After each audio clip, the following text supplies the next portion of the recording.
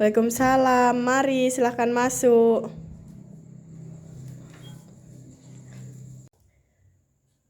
Apakah duduknya sudah nyaman? Sudah. Ini dengan Mbak siapa ya? Mbak Ajeng. Oh, dengan Mbak Ajeng. Baik, Mbak Ajeng, perkenalkan nama saya Fani Rizkia. Mbak Ajeng bisa panggil Kak Fani atau Bu Fani ya? Panggil Bu aja ya. Oh iya, baik. Mbak Ajeng tadi sebelum kesini apakah ada kegiatan yang lain? Enggak, saya dari rumah langsung ke sini. Oh, jadi Mbak Ajeng dari rumah langsung ke sini ya? Iya. Baik, apakah ada yang ingin Mbak Ajeng ceritakan kepada saya? Ada yang ingin saya ceritakan sama Ibu. Oh ya, jadi ada yang ingin Mbak Ajeng ceritakan dengan saya ya? Apakah sebelumnya Mbak Ajeng sudah pernah melakukan proses konseling? Enggak. Belum pernah ya?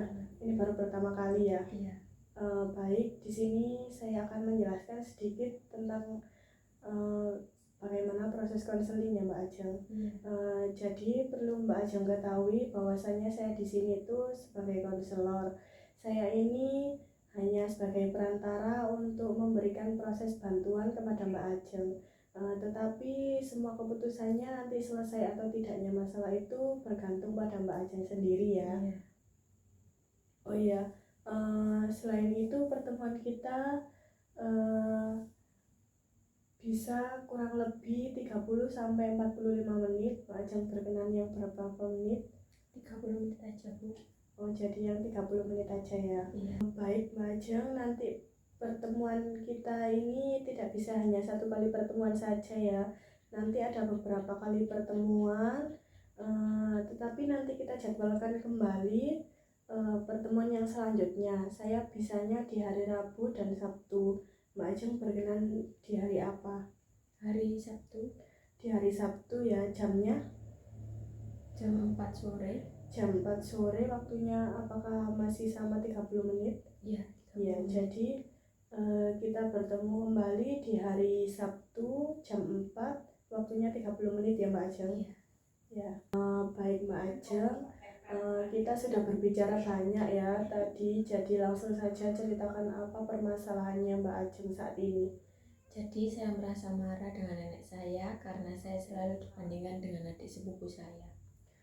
Oh iya, saya mengerti sih Mbak Ajeng, itu pasti bikin perasaan Mbak Ajeng itu tidak enak ya, apalagi dibandingkannya itu dengan orang yang dekat atau dengan sepupu sendiri.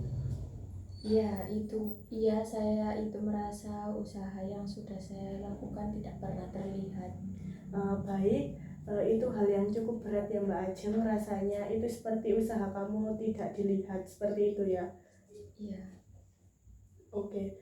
Mbak Ajeng, apa sih yang Mbak Ajeng rasakan ketika neneknya Mbak Ajeng itu membandingkan dengan sepupunya? Saya merasa marah, sakit hati. Oh, jadi Mbak Ajeng itu merasa marah dan sakit hati ya.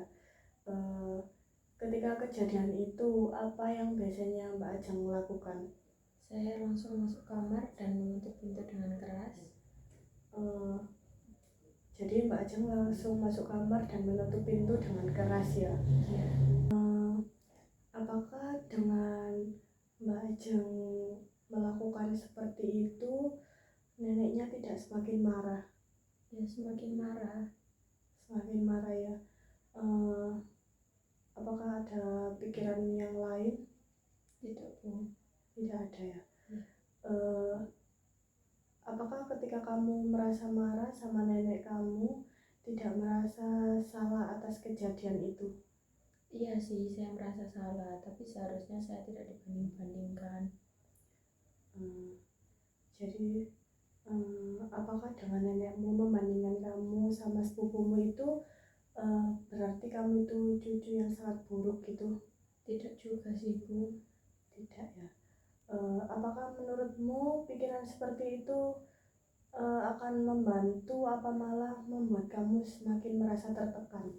Semakin merasa tertekan. Jadi kamu semakin merasa tertekan ya. Baik. Pernahkah ada saat dimana kamu itu dibandingkan dengan sepupumu, tetapi hubunganmu itu tetap baik dengan nenekmu? Pernah ya. Baik, dari pengalaman itu tadi kamu ada rasa bahwa nenekmu itu tidak sayang sama kamu? Tidak sih, Bu. Tidak ya. Apakah dia pernah menunjukkan rasa kasih sayangnya kepada kamu? Pernah, dengan cara memasakkan masakan kesukaan saya. Oh, dengan cara memasakkan apa yang kamu suka gitu ya? Iya. Baik, jadi meskipun nenek membandingkanmu, bisa jadi itu bukan karena dia itu tidak sayang ya, tetapi karena dia itu ingin memotivasi Mbak Ajeng supaya Mbak Ajeng itu menjadi orang yang lebih baik lagi, seperti itu. Iya, Bu. Iya. Namun jika kita bisa memahami niatnya, mungkin Mbak Ajeng itu tidak perlu merasa terlalu marah. Bagaimana menurut Mbak Ajeng?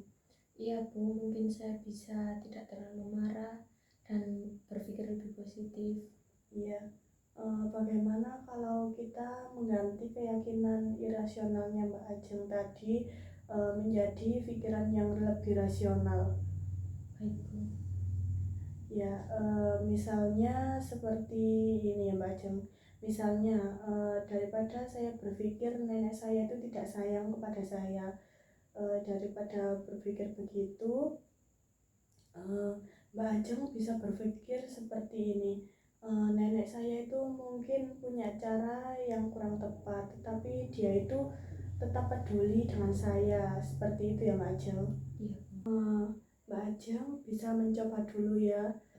Jika nanti kamu dibandingkan nenekmu sama adik sepupu, apa yang bisa kamu lakukan agar perasaanmu itu tetap terasa lebih baik? Saya tetap tenang dan saya akan bilang, iya, saya akan berusaha menjadi seseorang yang lebih baik lagi. Ya, oke. Itu agar hubungan Mbak Ajeng dengan neneknya Mbak Ajeng itu tetap baik-baik saja ya. Iya, Bu. Gimana perasaan Mbak Ajeng setelah melakukan proses konseling hari ini tadi? Perasaan saya cukup lega bisa bercerita dengan Bu Fani apa yang sudah saya rasakan.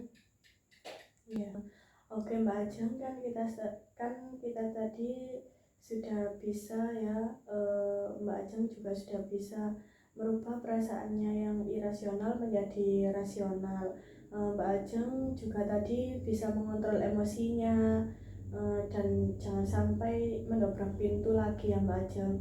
Kalau bisa perasaannya yang marah tadi diubah menjadi yang kesal atau kecewa ya. Iya, Bu.